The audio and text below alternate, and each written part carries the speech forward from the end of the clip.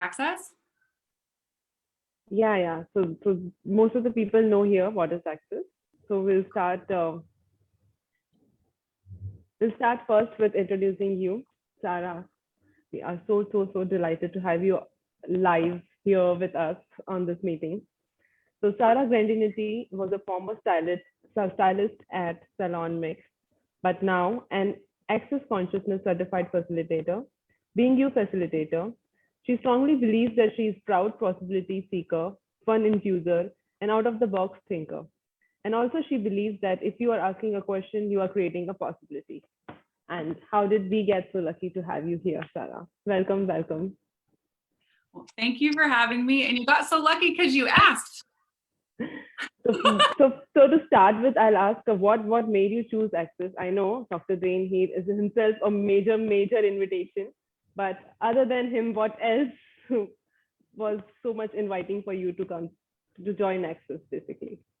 Well, I first had my bars run 21 years ago, and my story is a little different than a lot of people's, which was I was so committed to being normal that I didn't want to choose anything that was a little bit weird. And so energy work and healing, that was like for my brother Dane. For me, I was going to go be normal. And so I went to classes off and on for years, but I wouldn't really dive in and choose until, for me, it was a breaking point. So everything crashed down in my life. And I said, like, I didn't know where to go or what to choose. And the only thing that I did know was what my brother was doing, this weird thing called Access. So I reached out to him, and I had used the tools with my children, believe it or not, which is so funny. But, as any of us who are moms, you're so willing to like do everything for the kids, but not do it for you, right? So it's like, I'm going to parent with these tools. I'm going to give them possibilities I didn't have, but apply them to my life. That would be too easy. So I didn't do it that way. But I went to classes until everything crashed. And then I said, okay, Dana, I'm ready to choose. And my life went from having $0 in the bank, not knowing how I was going to feed my kids the next month, all bills being overdue and feeling like I was like the worst person in the world, to in 3 months having savings and choosing to travel internationally. It was like 3 months that everything changed with just that one choice. That's really amazing. 3 months is if in this reality, we can say the 3 months is a very short time in which you actually changed everything from zero balance to traveling all over the world. That is so much empowering. And I know Access can change life in just a minute if you are just willing to choose and receive simultaneously. Yes, absolutely. Yeah. So Sarah, once you quoted somewhere, I read that when you came into Access, the first thought which came into your mind was that you have to give up on everything for the new life which you are desiring. But it even actually showed up greater for you. You are still a beautiful mother, wife, and a business owner. So how choice after choice you gain more of you? Can we talk little more on the choices? Yeah, I mean, I think even when you hear the story, someone turned their whole life around in 3 months, how many of us go, yeah, right. Or only she could do that because, and then because she's Dane's sister, because she lives in the United States, because she has a pretty smile, because she's hilarious. Like you can decide that whatever she is that you're not, that's how she did it. And that's why we keep it outside of what's available to us. And that is the biggest damn lie ever. If you see it, you be it. And that's, if you can't recognize something that you don't already have access to, because it would be too foreign for you. So if you see something in someone, then you can actually, what inspiration is it's actually inspiring something that's already in you. They didn't put it in you with their story. It just activated because you heard this. And so what I used to think was that, creating a new life was about making like the big, huge leap, like whether it's like leaving the marriage or, going to live on a mountaintop or meditating for 100 days and speaking, at nothing, at all. I used to think that it was that. And because I thought I wasn't set up to make one of those choices as a wife, a mother, and a business owner, then I thought I just had to deal with like what was there and make the best of it and be grateful for what I had and not ask for more. And when you talk about choice, it's every little choice. It was the choice to, when I called my brother and told him my finances had crashed, to not let him fix it. That was a choice because he had always fixed it. So I made the choice in that moment to go, okay, I have to do this. Will you please just have my back? And then from that choice, I chose to start putting money away, even when I had a ton of debt, because that didn't make sense for a really long time either. You have to pay your bills. You don't save money until your bills are paid off. So I was like, okay, that's one little choice that created a different financial reality. And then to wake up 3 months later and all the bills be paid off and there be money in savings, that was from all those everyday choices to like, what am I choosing with my money? What am I choosing with my life? And making every little thing. And then from that place, a little choice to get on a plane and fly to Canada for a class opened up the possibility for me to be in Access. But I had to choose the plane ticket. That created the life. But it was the plane ticket and the pushing, purchase on that plane trip and buying suitcases, maybe. Buying suitcases was a huge event because I didn't own any, because I didn't go anywhere. Created the life I'm having now. So we think it's this huge thing, but it's literally each day, like, will this choice create the future I'd like to have? Wow, that's great. So, Saras, tell us something about your conscious beauty program, which is geared towards the salon professionals. Yeah. So I started, thank you for that, because we actually changed directions. I started writing a book that I have not completed, that was geared towards salon professionals having a different possibility with their guests. And that you might have just put a little wedgie in my world to finish that. But what I did was I took the name Being You Beauty, and I am now launching classes for anybody. You don't have to be a salon professional, to look at beauty from a completely different place. And what beauty often brings up in people's worlds, and everybody listening here and online, like, look at it for yourself. When you hear beauty industry, when you hear she's beautiful, when you hear, I'm going to get beauty products, like beauty, the word brings up an amount of judgment that then we compare ourselves to. So am I beautiful or am I not? What does the world say about me today? Do I have the right skin tone? Do I have the right colored makeup? Do I have the right shaped body? And it has all that judgment that's limiting us from actually seeing what's beautiful in the uniqueness and in the difference of us.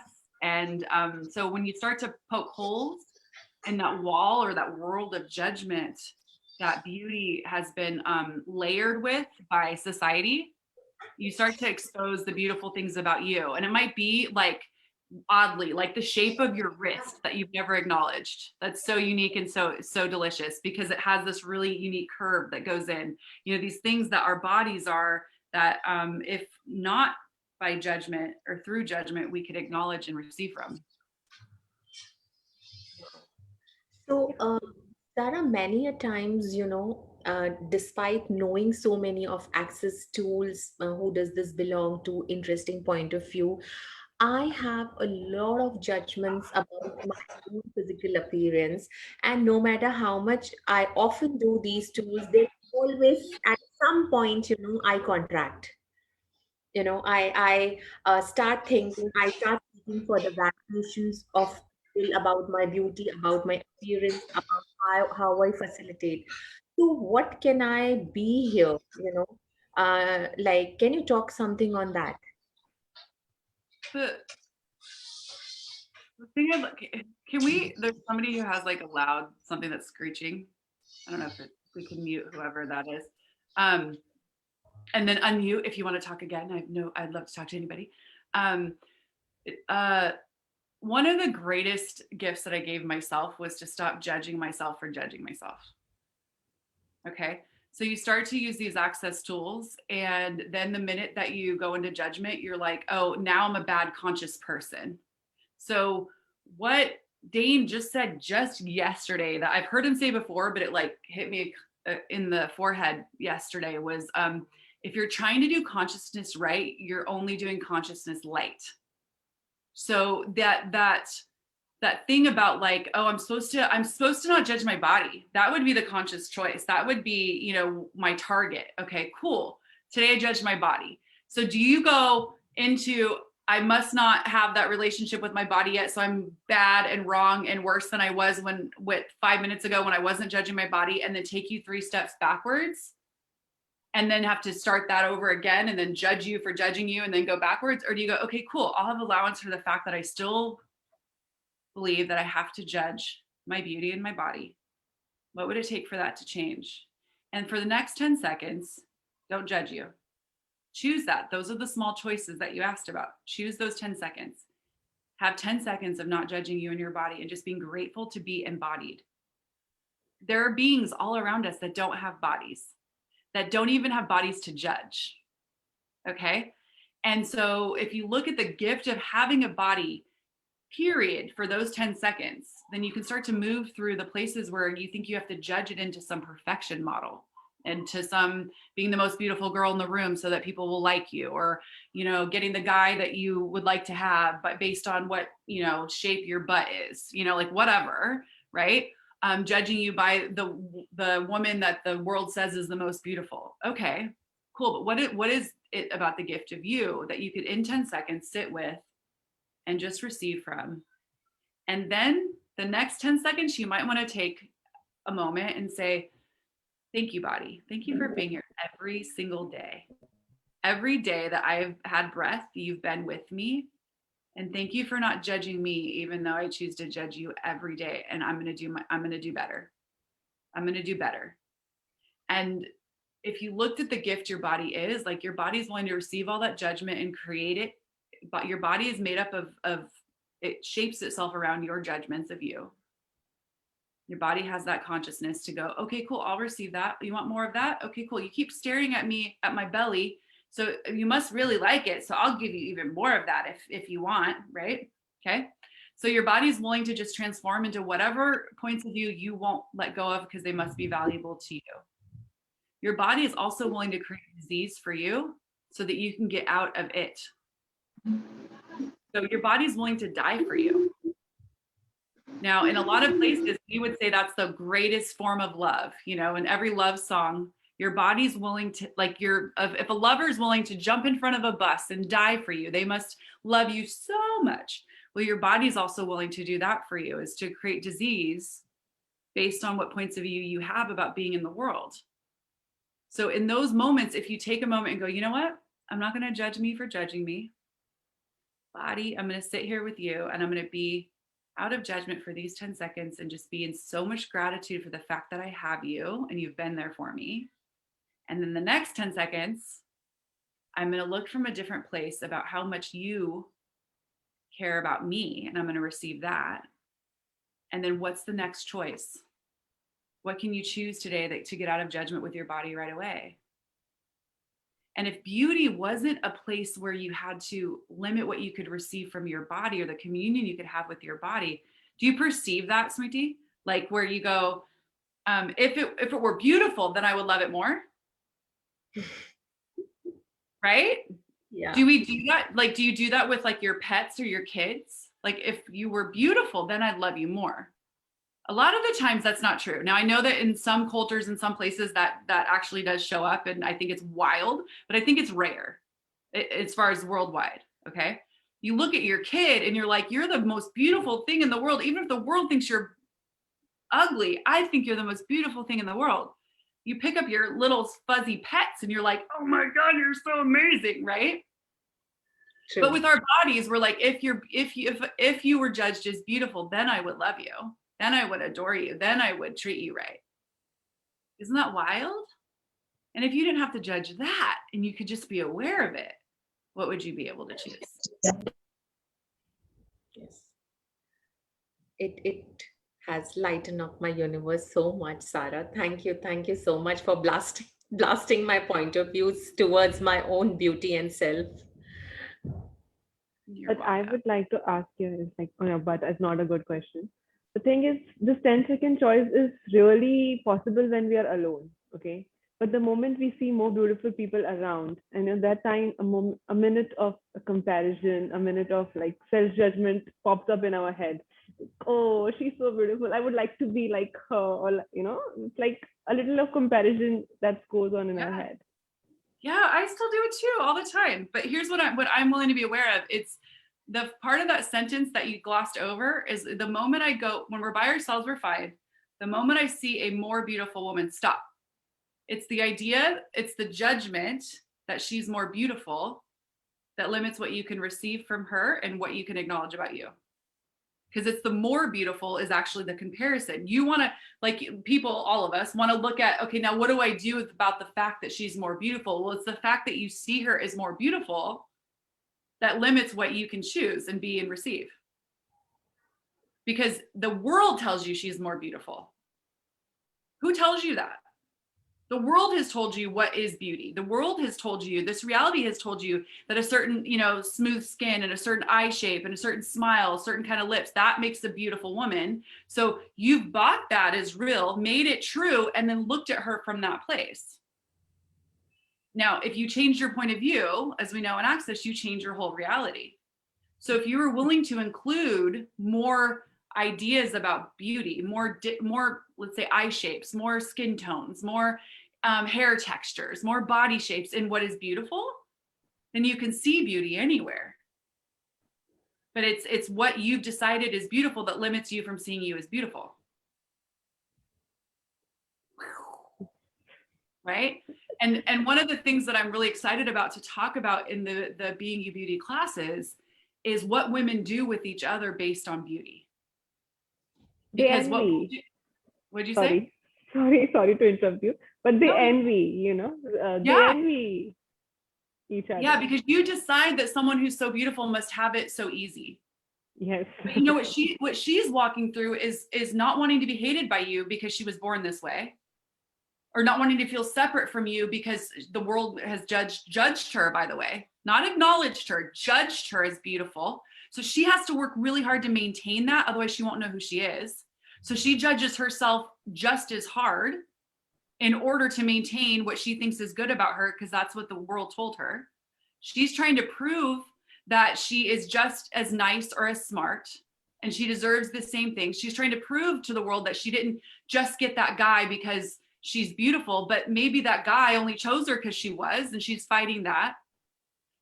So we all, like, both sides of that. Then the woman who feels less beautiful has to overprove herself that she deserves anything in this world, that she deserves to be seen and acknowledged. And the two sides of that I'd like you to acknowledge is both are women. Both are women. And so we can separate from each other based on this thing of beauty that is so judgeable, or we can pull together and see what we can contribute to one another. And we can choose not to separate. And if the girl that is more beautiful in your, projection is getting the guy that you would wish you could have, that we don't go and hate her for that. We look at judgment and ask what we can do to change what judgment creates and what separation is there. And what I know is that the more I acknowledge other women's beauty, the more I'm like receiving of other women's beauty, the more beautiful I get. And the more beautiful they feel. And the more of my being I have access to. And that's the Being You part of the Being You Beauty class, is the more you acknowledge the beauty around you, the more you get to be you. And I'm telling you, go back and stalk my photos. Look at my photos from 5 years ago. I didn't look like this, and I didn't do much other than change some points of view. I mean, seriously, I carried stuff around in my face and my body because I was taught to by the world. I started changing points of view and started to receive in a different way and acknowledge beauty in a different way. And it showed up more in my world and in my body. And that's what's actually possible. It's a wild thought, but it's possible. Wow. So, on the note of beauty, Sarah, can you share, like we in Access have so many tools to actually beautify ourselves, and one of the beautiful tool which I know is the facelift. So, and I hope that you must have implemented these tools in your salon also. So, can you talk little on that as well? Yeah, well, it's funny because in Los Angeles, it's like either hit or miss as far as what people will receive. So in my salon, we did have chairs that would recline, where we would run, when people's hair was processing, we would run their implant band. if it was something that they desired to receive. So for me also, when I would do scalp massages, I would hold bars points on people's head, and they would be like so addicted to getting a scalp massage by me that they wouldn't let my assistant massage them. But they didn't know that they were receiving bars points. They just were there willing to receive, and I worked some magic. And anytime that we would do stuff in the back of the salon for like treatments and stuff, we would run facelift on people, again, asking questions and what they would be willing to receive. But the facelift is an incredible tool, and I highly recommend anybody who has not had their facelift to go get it done. Don't cut that part of the audio though, because it'll sound like I'm telling people to go get plastic surgery, and I am not. Unless you want to, I support it, but. Wow. So here is a question in the chat box. Bhavna, she's asking, how do I deal when I'm around people who are judgmental? I can't leave the place right away. I have to be there for some time. What do I ask, or what tool can I use here? So one of the things that has recently changed in my world was, and I don't know how many of you saw International Being You Day, but we talked about it on there, was I was trying to change situations by like, with an amount of fight for a possibility and like a force. And so my newest question, my favorite question that I'm using on everything right now is, what contribution can I be to them to change this? So if you're in a room with a bunch of judgmental people, what we often do and we're taught to do is like protect. So put our walls and barriers up so that we don't have to perceive all of that. And the most vulnerable thing that you can choose is actually lowering all those down, asking to be willing to receive the judgment and not make it real, because judgment's just energy. I talk about that in classes too. So judgment, if you imagine somebody they pulled this amount of energy out of their purse to give you in this gathering, and they're like, okay, what do I want to write on this? Okay, today I'm feeling very insecure, so I'm going to make sure she feels that way too. So fat, annoying, loud, and they label the energy, but before their labels, it was just energy. And then they pick it up and they throw it at you. Now here's the secret of the universe. You have a choice to receive that energy and put it in your purse to create something different with. And when you do that, you take those labels off and they fall to the ground. Or you take that energy and you sit it right here on your chest and all the labels stick. You have that choice. So if you lower those walls and barriers and you ask to receive just what the energy is, then you get to transform that, and you can ask the question, what contribution can I be to them that changes this? So what energy, and it might not be, you don't have to take any action. You might not have to say a different word than you would have said otherwise. Just asking the question will activate an energy in the universe that the universe knows will contribute to that person to change their point of view. And if you don't have a point of view that it changes, then it changes a lot faster too.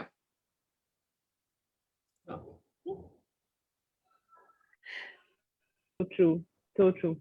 Sarah, in terms of beauty, I would also like to ask about the makeup thing. Most people do makeup to hide their, the uneven skin tone, dark circles, or basically to hide themselves, or it's just to.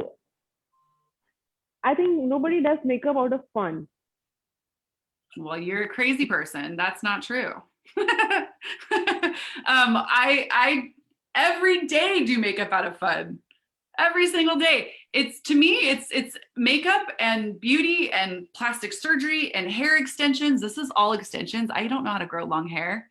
My body doesn't do that. Okay. These are fake eyelashes. All right. I don't have to hide that and try to pretend that it's like how I woke up. I didn't wake up like this. I was a disheveled mess. But the fun that we can have with our bodies is the same as dressing our bodies. It's the same as putting on a nice outfit that like accentuates your shape. That's fun. And so to me, I'm an artist every morning with a paintbrush. What would I like to put on this beautiful canvas today? And it's just a different space. If you want to cover your dark circles because you enjoy covering your dark circles, if you don't do it from hating you, then why judge you for doing that? That's really like a huge focus I have with beauty classes, is to get out of the judgment of either side. Because there are women who meditate every day and who want their beauty to come from within, and they completely ignore their outer package. Okay. Then there are women who get blow dries every day by a beauty professional because they have to look perfect all the time. Cool. Who says either one of those is better? Who says one of those is right or wrong? Like, if you want to play with your beauty however you want, but what happens is a woman who maybe does full-blown makeup every day and does a blowout every day and dresses a certain way will look at a woman who doesn't find value in that and judge her as less. Okay. But here's the kicker. The woman who doesn't find value in that is so superior often that that woman is so fake that she does her makeup and her hair every day. She obviously is not connected to her inner self. She is probably, you know, going to hell or somewhere. I, though, am more valuable. So to me, they're both batshit crazy. We just have to let go of the judgments of them being right or wrong and choose for you. What would you like to do with your beauty? What would be fun for you to play with today? Do you want red lips today? Do you want a full face today? Do you want your hair straight? Do you want it curly? Like, how much fun can we be having from a place of allowance for everybody to choose what they want to choose with their beauty? You know, like, if, like, again, I think someone put in the chat that I have very dark circles and I judge them a lot and have to cover them. Can you please say more? Yeah, if you don't, so if you did it from choice, if I do this, will I have more fun today? Cool. But if you do it from, I'm so ugly with these dark circles, I don't want the world to ever see me like so, you actually maintain the dark circles in order to maintain the judgment. That's what we have to get to. Okay. Like me being, I used to think I had to hide that I had extensions and somehow pretend like these eyelashes were real, which is wild if anybody thinks that, right? I didn't wake up with these cheeks. I put them on with a brush, right? But when I got vulnerable and was like, yeah, this is fake and whatever, it's fun for me, whatever, people stopped judging me for it. For the most part, I'm sure people still judge me for it, but I'm just not aware of it because I don't care, right? So where can we get vulnerable with, like, hey, like, I have dark circles, so I put on makeup. Like, okay, cool. It's just a choice, like it was having coffee this morning. It doesn't have to mean anything or be significant about you, your beauty, or prove that you're judging yourself or prove that you're not judging yourself. That's the other fun thing. We have to, like, prove one or the other. What if it was just a choice? What if it was just a choice? I hope that contributes. I got a little intense right there. You're welcome, Marco. Yeah. The second part of this question, what she asked about, like, a bad dark circles.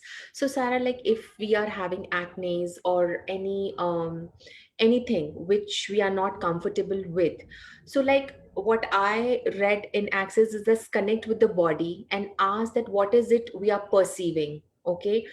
So how, sometimes I also connect because I also have an acne prone skin, and I often connect with my body that what is it which I am, trying to hide, or I'm trying to run away, or I'm not courageous enough to, show off.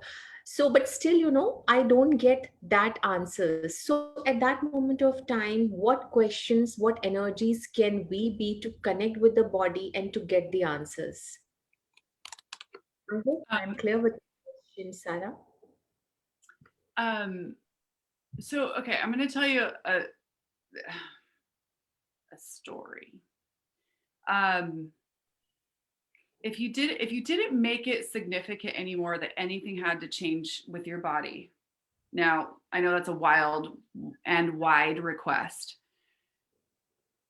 Your body might figure out ways that it could change itself if it didn't have to always deal with your points of view. Now, I used to have two shoulders that I could not raise above my head.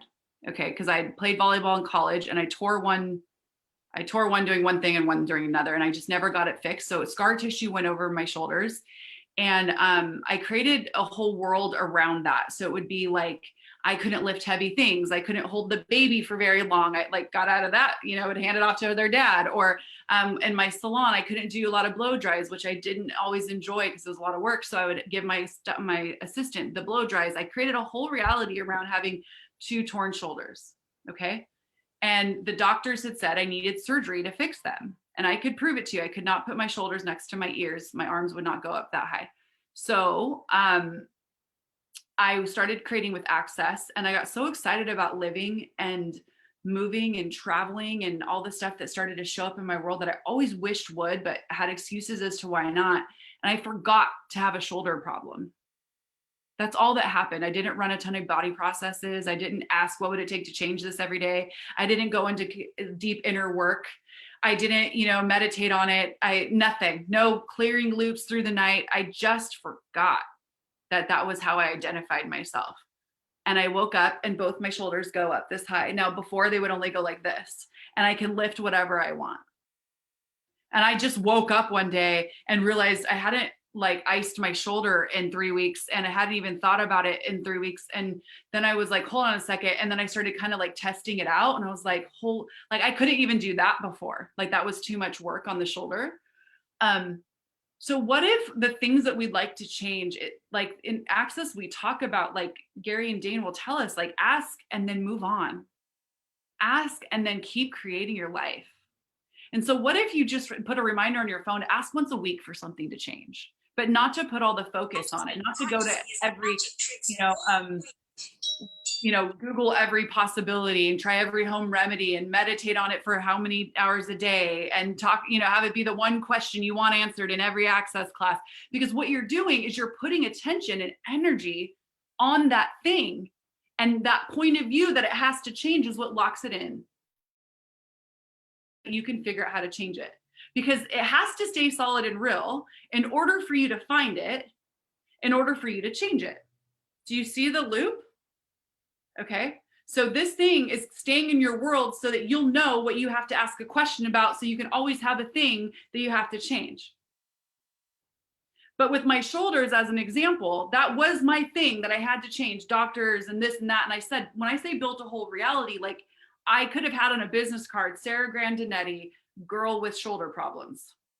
Okay. Because that's what I put my energy into producing, like having people know about me. I mean, it was the wildest thing. And I would get so many, it was a brilliant creation, because I was getting, men would always be putting my bags over the head in the airplane for me, or carrying things. And I was just so spoiled because of it. It was wonderful. But when I wanted to start creating my own life, that wasn't valuable anymore. So I just forgot to recreate that problem again. And our bodies will let go of stuff if we actually let them. But we drive the insanity up here is that if I finally got that thing right, then I would be received.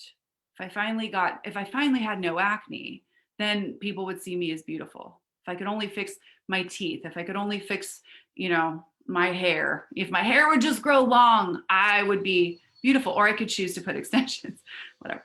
But it's that if only I was this, if only I was something other than what I am, then I could have that. And when you start to play with all of the like the being you tools, that's my jam. You start to realize that all of the if only if is you still trying to get you right so that you can finally be free. But it's the getting you right that locks you in the jail of always being wrong and not getting to be me or getting to be you. And so I don't know if that was a very long-winded response for that question, but truly getting to a place where you can be interesting point of view, even about the things that you still judge, and be like, okay, cool, interesting point of view. I have this point of view about my thighs. Interesting point of view. I have this point of view about my thighs. And do it over and over again until it lightens up, and then keep it moving. Keep your life creating. No one here is going to lie on their deathbed at 90 years old or above and wonder if they judged their thighs enough. Or if they just got their acne problem handled, they would have had a life that they could have, talked about on their deathbed. It's not going to happen. Okay. So think about that. This is the youngest you'll ever be again today. Do you want to Hey, use that to Sarah. judge you? Yeah. Hi. I have a follow-up question about my question about the dark circles. Uh, so basically, I have a 14-year-old daughter, and she judges herself a lot for the dark circles she has. I have them too, and I've gotten over my judgment of them, but she doesn't seem to get past them and judges herself for everything.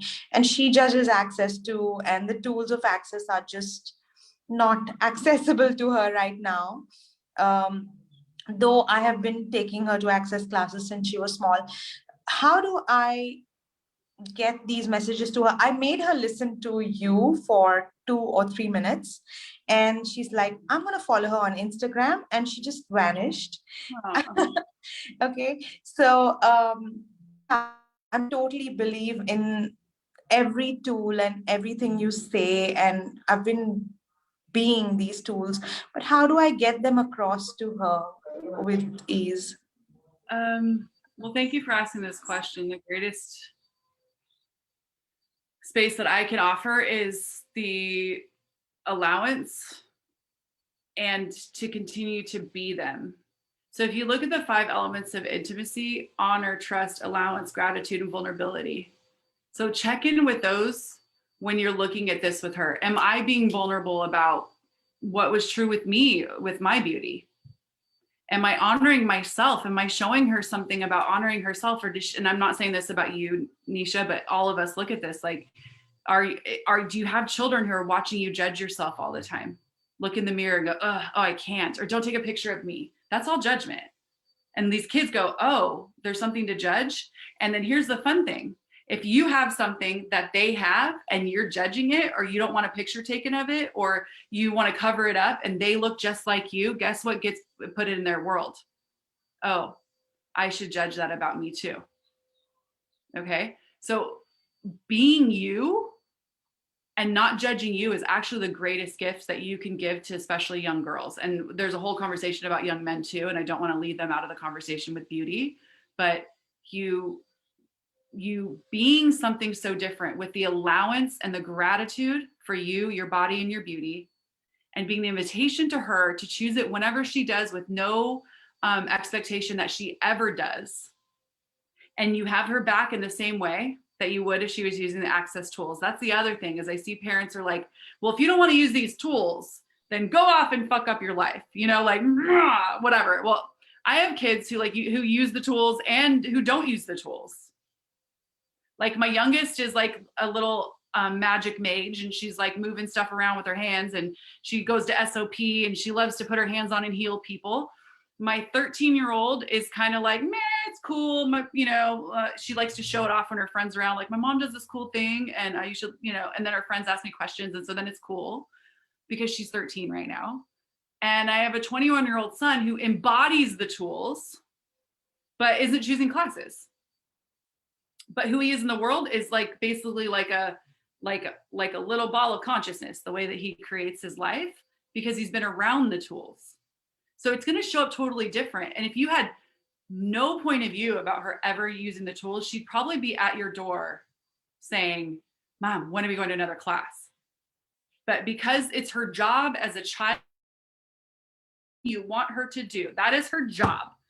Okay. She signed up, you created a deal and deliver by having her, and she is supposed to avoid everything that you think is cool, whether it be like a hairstyle or a consciousness class.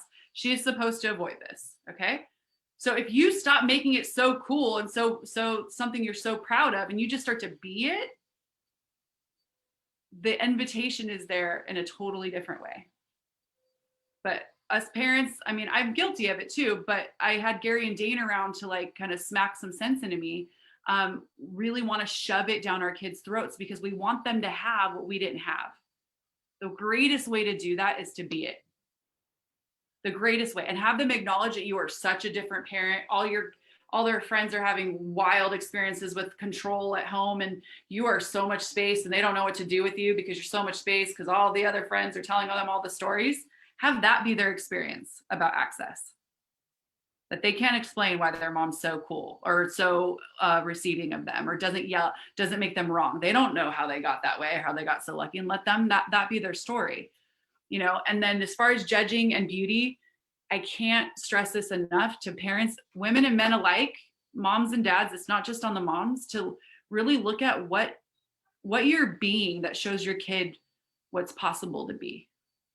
It's in regards to judgment of yourself. You know, like my husband has knee problems and he is committed to his knee problems the same way I was my shoulders. And my son, who's such a healer, suddenly was having trouble and might have to drop out of playing college volleyball for knee problems. And I'm all, it's not yours. But for him, it's very real that it is his. So I was like, all right, like, you know, I'm going to be here and I'm going to ask questions. And if you want me to run stuff on you, I'll run stuff. And, you know, if you want to create healing your daddy, then heal your dad. You know, like I can't, there's nothing I'm going to do to change that. It's his choice. Yeah, it's like so difficult to be okay with the crazy points of view that they have. Yeah, I mean, you know, it kind of is difficult being a parent and not telling them what to do. But yeah, I'm gonna try that. And yeah, I mean, I am being that, but sometimes, like, you know, I see them how they embody the tools secretly, sneakily with their friends, but they don't want to do it in front of me. So yeah, I'm just hoping that it rubs off on them. But yeah, that is an Well, expectation. it already is, but Nisha, would you be willing to show them where you totally screwed up a tool or you forgot to ask a question? Get to the vulnerability where they see you not being perfect with the tools and see what more of what they would expose them to you about them being with the tools. Because a lot of times, like, I know, like for me, when I learned to cut hair, I could like do all sorts. I mean, even actually, let's look at this facilitation. So I'm like, oh, I could facilitate like anything, anybody, bring it to me. Like I have this gift. I love it, right? Put Dane and Gary next to me and I'm like, you know, like I don't know. I go into a lot of like self-judgment of whether I'll be good enough for them, these two people who aren't judging me and just want me to be my greatness. But the crazy talk comes up here. So if your kid is actually looking to you and how you be with the tools and they want to embody that, but maybe get around you and go, oh, I'll probably do it wrong. Because the world is telling them how many things they do wrong all the time, right? So I don't want to do it in front of my mom. I'll do it with my friends because my friends don't know any better. My friends don't know the tools. They don't know if I'm getting it wrong or not, right? So like if you start to actually expose like, oh my gosh, can I tell you this story? Today I had this come up. I didn't even think to ask a question. And then I finally asked the question and it all lightened up as wild. And then like move on, make it that light. Because then they're like, oh, you don't have to get it right. Oh, you can still mess this up, mess it up and still have a good time with it. Oh, okay, cool. And that's what I talk about, being, telling your story and being something so different in those stories, not talking at them about what they should or shouldn't be doing. And also don't let the truth get in the way of a good story. So you can tell a story that will give them a message that might not be your story. Someone else's story, but you said it was your story, because basically they just hear that and they go, oh, okay, cool. Or, you know, or share an access story or something that isn't necessarily you telling them what they should and shouldn't be doing.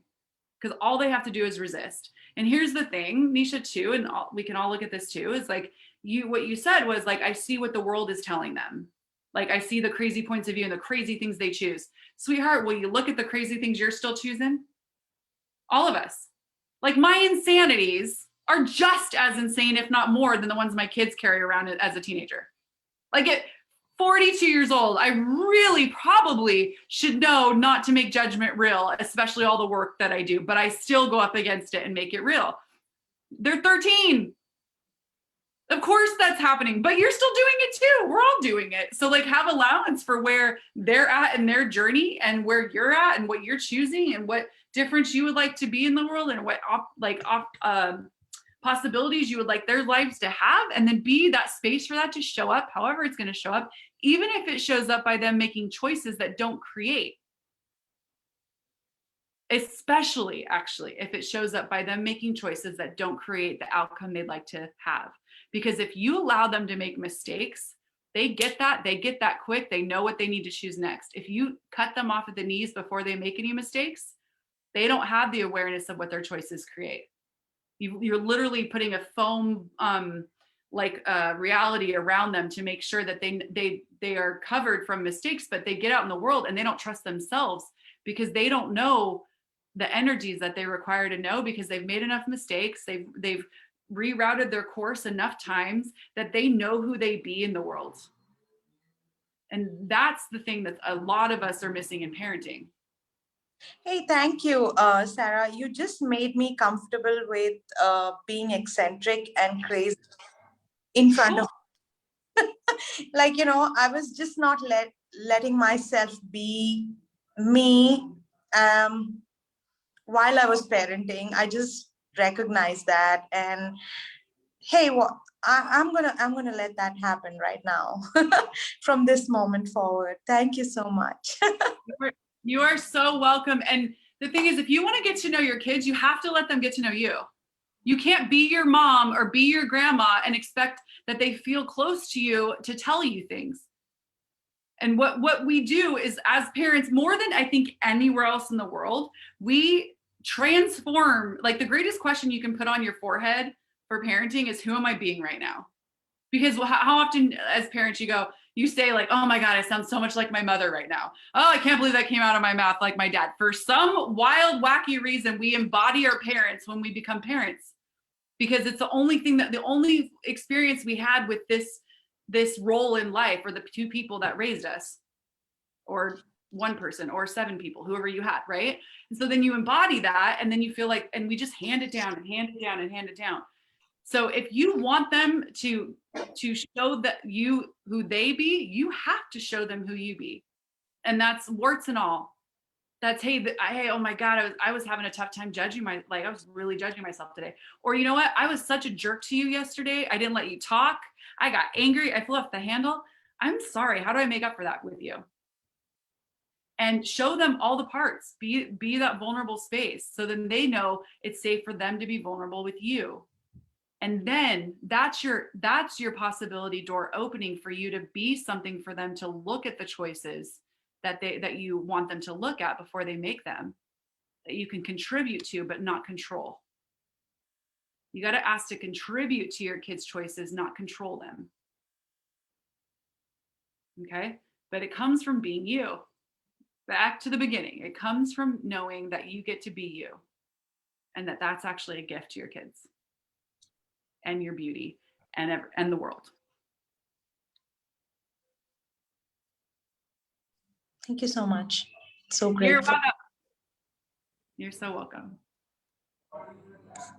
Here is a question from Palak.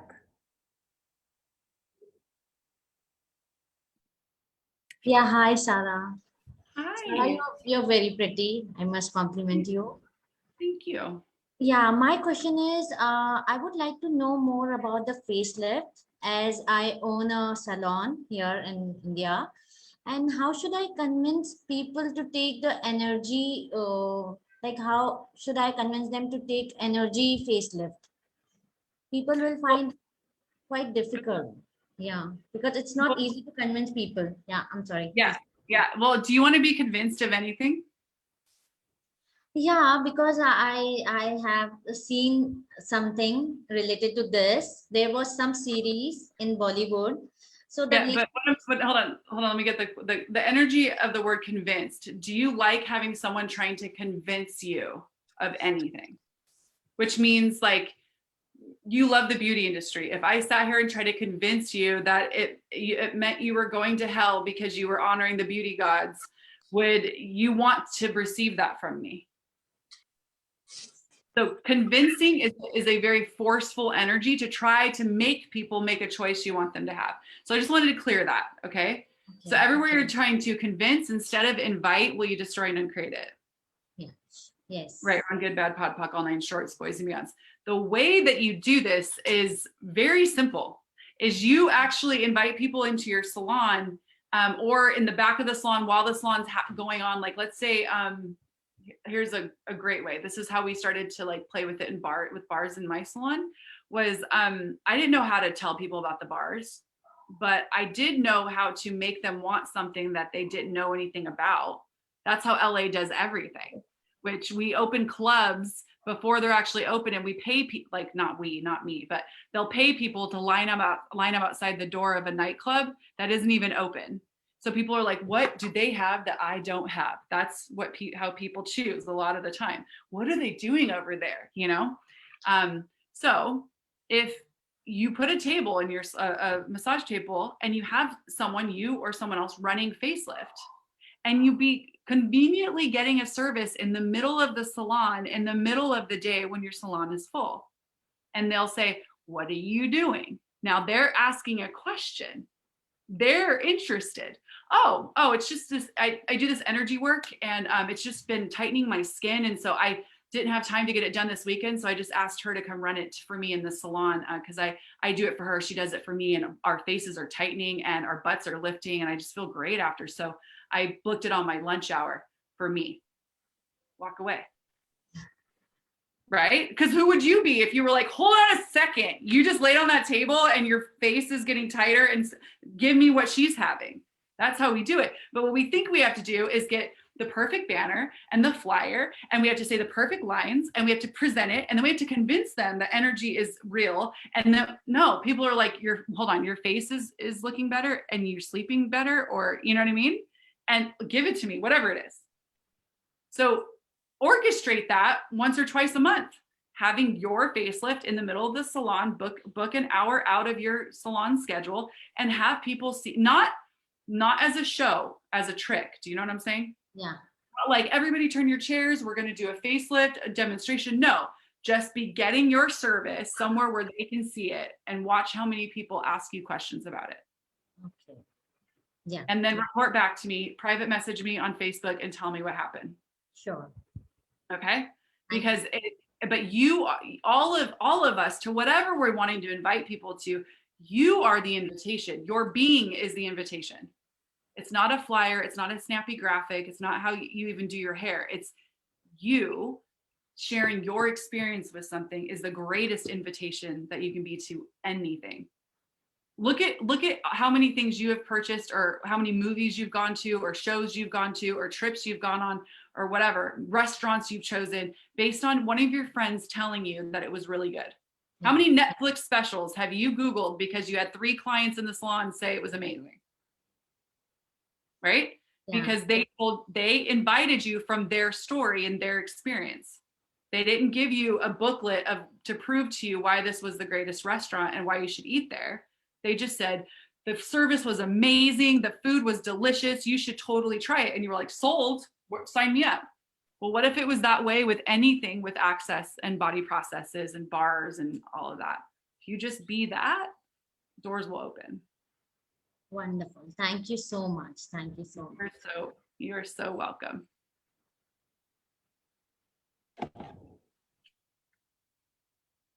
There is one more question from Rashi in the chat box. She's asking, my daughter is 23-year-old and studying medicine. She's unhappy with her skin and her pores on face.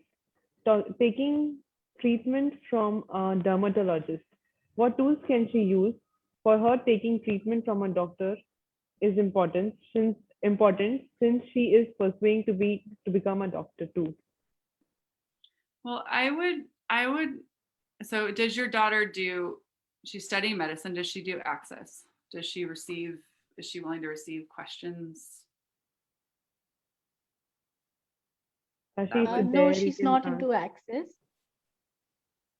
Okay. So because no, she's not into access. So is she into any awareness of like bodies, healing bodies, and energetic healing? No. So that's where, like, will she let you run her bars? No, actually I can't because she's living in a different city. But yes, she is aware of 2-3 tools in resting point of view. Who does it belong to? That's it. Okay. Well, I would ask her. I mean, here's the thing. It's interesting to facilitate someone for someone else. So I'll just be straightforward with you. So you're asking me what tools she can use in her life, and I don't know if she's even willing to use tools. Asking her question, like asking her to ask, who does it belong to? There are people who are pulled to medicine or to any type of healing, anything, have capacities to heal. It's why we're pulled to do it. Even the beauty industry, it's why we're pulled to contribute to bodies. Okay. And so because it activates a sort of our capacities to contribute. And so when someone is in the medical field and is having stuff with their body, like one of the questions is like, who does this belong to? And yet, who does this belong to is such a funny little tool, because all of us know it. And a lot of us don't even believe that we can return to sender. We don't actually go, okay, cool. We don't look at it and go, okay, cool. That's actually does not belong to me. It's trying to put on someone else's underwear. That makes no sense. But so to assume that somebody who doesn't have a wider range of tools and access is going to use that tool and have it contribute to them is kind of a stretch. Not that it can't happen. And like I said, I don't know if I have a tool for you to give her, not knowing what's actually up and real and true for her. What allowance can you be that this can change and never has to change, that you could contribute to her? Okay. So that's where this is where you can change something in contribution. Like I said, it's hard to give you a tool to give to her, especially if she's not doing a lot of access. But I would flow whatever energy that you have access to that would contribute to it changing, without the expectation that it ever changes. And that's how I would answer that. So I hope that contributes. And Yes, if it doesn't, I'm sorry, and I still love you. Thank you so much. Thank you. You're welcome.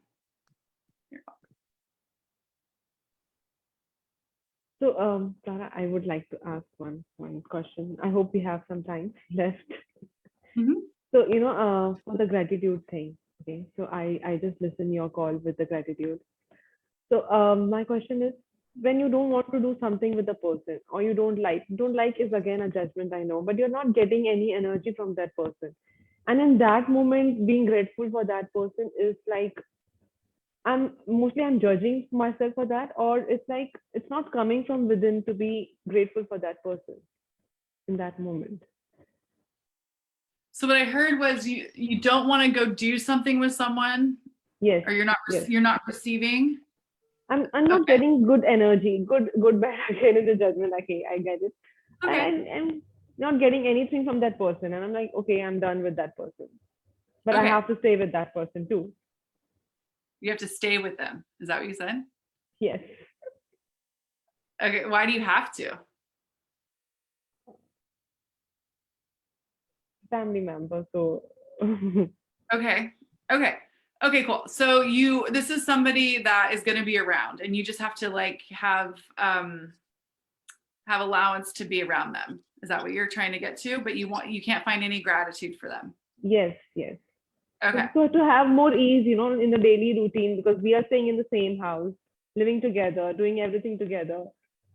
And Okay. yeah, do they do anything for the house that you're grateful for? yes. Okay. Cool. I already gave you one gratitude note. There you go. My job is done. Okay. All right. Have they made you aware of energies that you don't want to choose? Like say in a friend or in a lover, like that. Are they loud and clear showing you an energy that is not fun for you? Will that Yes. contribute to you knowing what energies you'd like to invite into your life once you move out of this house? Okay, yeah, I do get that because of her behavior. Sometimes I choose more classes, I choose more consciousness, I use the tools more. Okay. So it's not necessarily gratitude, like when you go to gratitude, it's the lies of judgment can actually be revealed and be cleared. Okay. So if you know that you have an antagonistic person in your life and every time you're around them, you go get your bars run, well, there you go. You know, the universe doesn't give you gratitude. It gives you reasons to choose gratitude. Okay. So if this person, you know, does nothing but do the dishes at home and you don't have to do them, well, guess what, how much more time you have to do something else. So you can find the gratitude. And then when you get those things into your awareness, it's harder, not that it's not possible, to go into finding all the judgments as being so solid and so real, or the dislike of them. Now, that doesn't mean you're going to wake up tomorrow and like everybody, because there's still this thing called like preference. So you still have a space of like, yeah, I just don't choose to hang out with them. That's cool. I'm not going to judge them. You know, they're like, I don't like chocolate. I am a weird woman who does not enjoy chocolate, but I'm not going to like make sure it never comes in my home, make sure it never touches any of my food, and only, you know, and judge it out of my friend's world so that I never have to see it. No, I just don't choose that. When dessert menu comes, I'm getting something with lemon or fruit more than I'm getting something with chocolate. That's just my choice. So you can choose who you want to spend your time with once you're out of said situation and said home. And also, a little note on that is, how much faster are you going to move and find your own place or create something outside of this place if they aren't there? Like, does this person antagonize you enough to have you create your life outside? Yes. Okay. So can you be grateful for that? Yes, again. Right? Yes. So you lied to me when you told me you can't find gratitude, is what I'm hearing. Because I think we just got like at least 5 right now. Okay, so basically we put gratitude as in the way of how that person is, not the things they have been doing. So yeah, you totally shifted my area of gratitude, because I think I don't find anything to be grateful for her as an attitude, I can say, you know. So yeah, but the thing is too, like, this is how we live our lives. We look at other people as source for what we can choose. We look at other people's beauty to decide what we be. We look at other people's accomplishments to decide whether we've accomplished anything. We look at someone else in the way that they're being, decide if we have gratitude. So again, back to being you. When you have you, then you are also the source for your gratitude. And you can create it in a nanosecond from just looking from a different place. You know, like I do a lot of like hands-on things in my class, but one of the things too, like, here's a cup here. On this side, I see nothing, right? This is just a red little mug, okay? But if I'm looking for something that I can be grateful for, and I just change my point of view and look at this person or this situation from over here instead of over here, I'll see this, just a word written, okay? And so then I can find something to show me gratitude about this thing that I don't want around. If I just kind of look around and from a different place, I can see something that I wasn't willing to see when I was in the judgment or the resistance or the upset or the spurning. And listen, I'm also going to say this. There are people in my life that I like to spurn. I just like to spurn them. And I just had to get, you know, willing to be the person who spurns people. And so, but once I stopped judging me for spurning people, I had less of a commitment to spurning, and I could make a different choice. You know, generally speaking, I'm the person, like, I love everybody and I like just bring everybody in, and then someone will like start stabbing me in the back, like a little, I'm like, oh, put a Band-Aid on it, put a Band-Aid on it. And then finally what happens is I'm like, oh, there's a big wound there, spurn, right? And it'll take 2 years maybe. And then I have to push them away in order to get enough space to heal a little bit, and then I can invite their energy back in. And that's just the way I've created my life. And until I want to create something different, I will. But that it's okay. It's also, you're not wrong for feeling that way or having those energies come up about them. It just might not work. Okay, cool. What can you be grateful for that melts it a little bit so that you can have more ease with it? yes. Yes, and thank you so much. Yes, I was judging myself for not for not having that. So thank you so much. You're welcome. Yeah, if you just don't judge yourself for judging yourself, it just takes like at least it like takes 50% of the poo that's in your world that's like weighing everything down out. Stop judging you for judging you. Clear the original judgment and then ask what else is possible from there. So what happened recently was people around me were telling me, you learned so much, you did so much, still you are not being happy and grateful for her. So, in a way I started judging myself. Yeah, I should be like normal with her. I could like, all those stuff going on in my head with people around me telling that.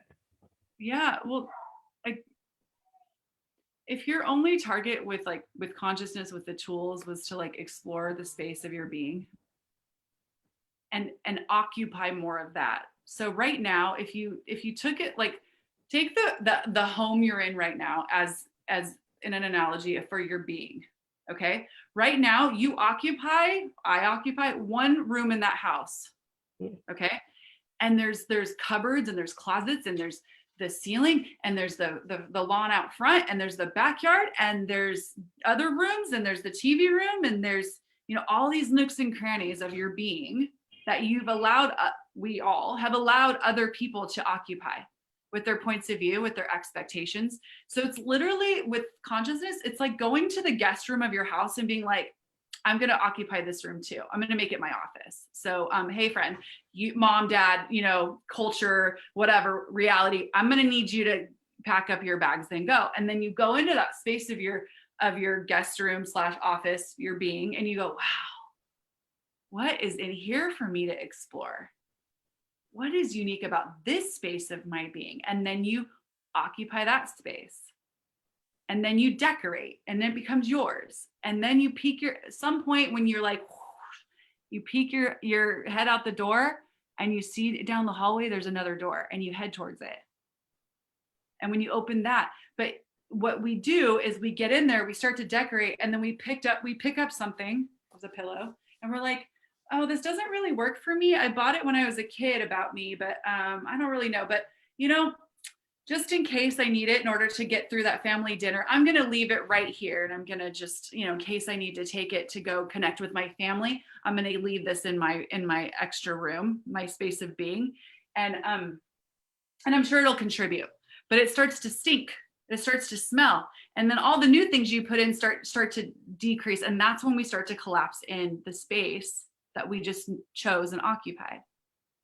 So if you get in there and you find a thing that's not working up for you, for what you would like to choose to be and create as your life, you have to just make the demand to not judge it, not judge you for having it or ever bought it, not judge the person who gave it to you, not judge your mom for telling you, like the things that my mother told me about my beauty are adorable now, but like certain things. If you just go, okay, cool, that's what she knew to tell me, to make me into the perfect right thing. I don't need this anymore. And you chuck it out the window. You have to make that demand for you and your being to occupy that. Okay, because that's where we start pulling things back in so that we can connect to people. And I'm in this like dynamic space myself just this week where I'm like looking for things to feel like I'm connected to people in this reality, because it feels so bizarre to be so spacious.